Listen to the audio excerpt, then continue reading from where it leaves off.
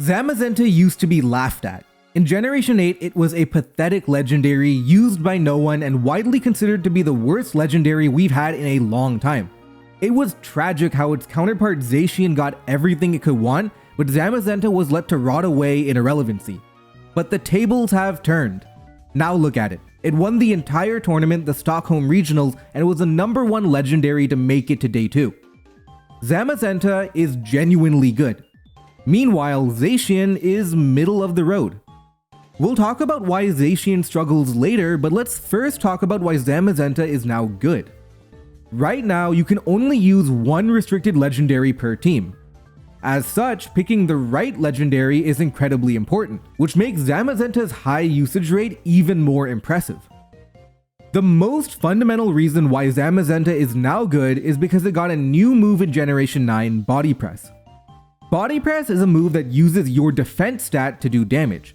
That is awfully convenient for Zamazenta, a Pokemon who gains a defense boost the first time it switches in and whose whole build is designed around being a defensive powerhouse.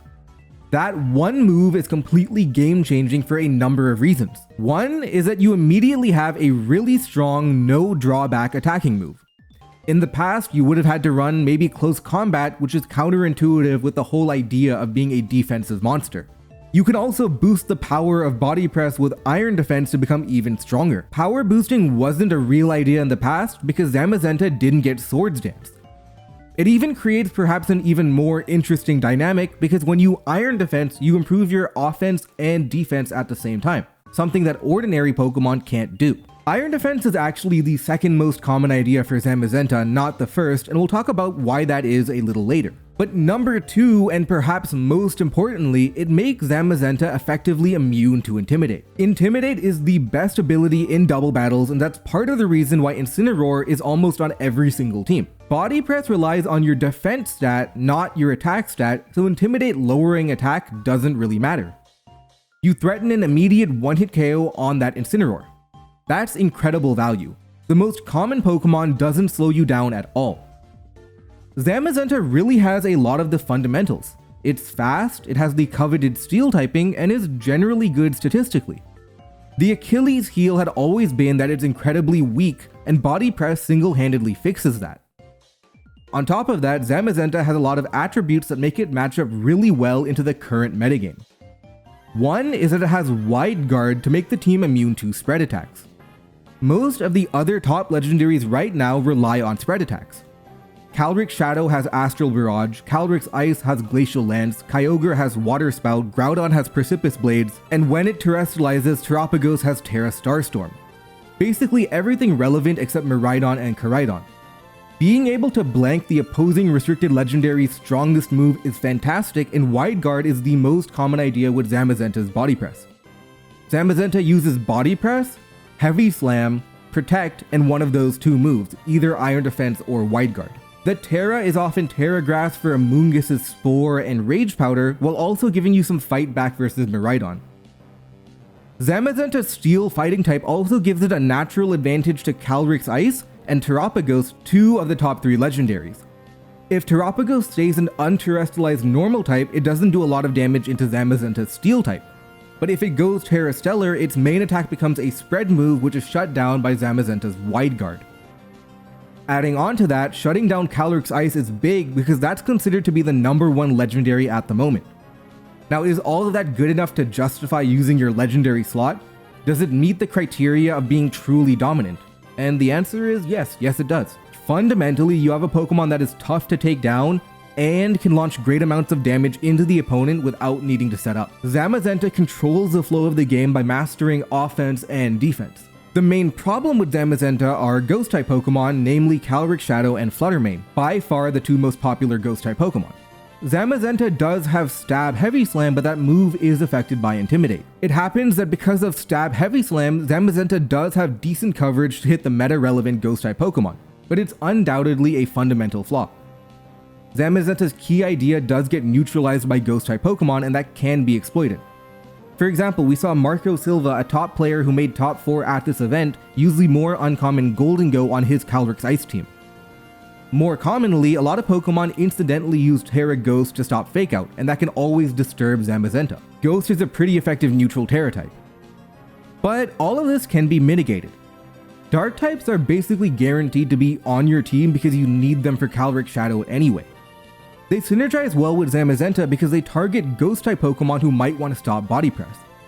For example, the most common core is Chien-Pao and Zamazenta. Chien-Pao immediately threatens every Ghost type with its powerful Dark type moves while also giving Zamazenta a power boost with its Swords of Ruin ability. On top of that, it gives a great matchup into Amoonguss, the only relevant Poison type Pokemon.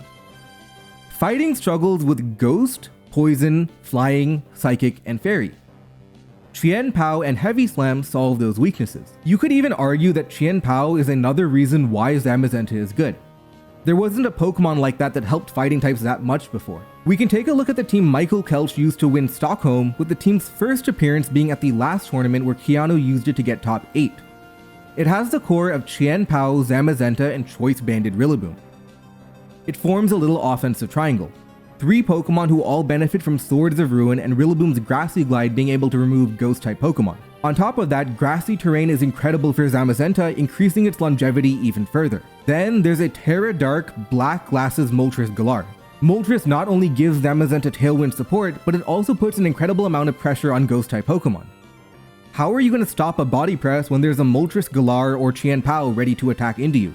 How are you going to use a Fairy type when Heavy Slam smashes you?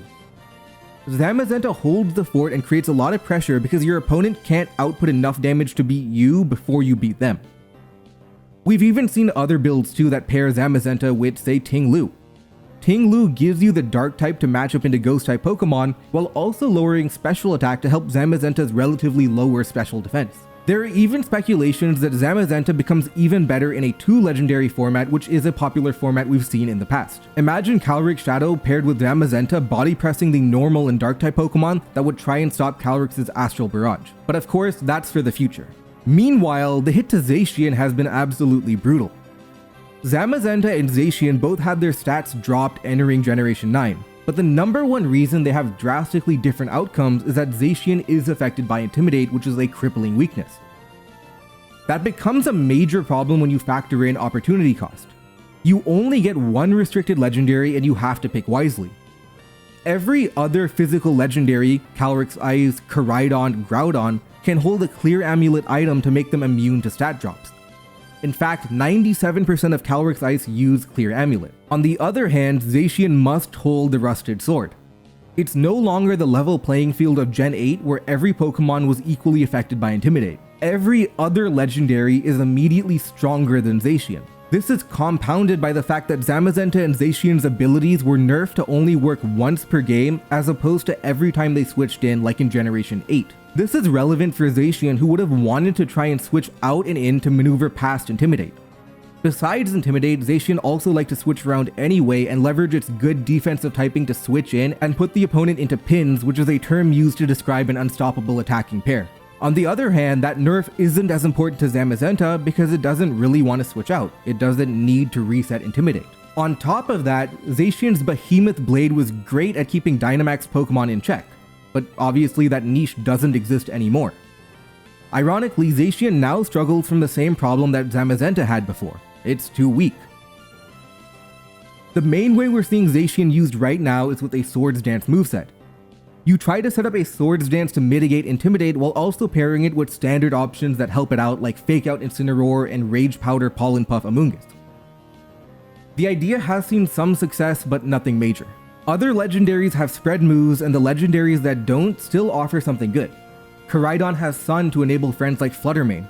Zamazenta is both offensive and defensive. Miraidon is Miraidon. And what does Zacian have? Swords Dance and an amazing type is cool, but is it truly dominant enough to justify using over other legendary Pokemon? The consensus is that no, it's not enough. That's how the tables have turned, and Zamazenta is now one of the top legendary Pokemon in the format.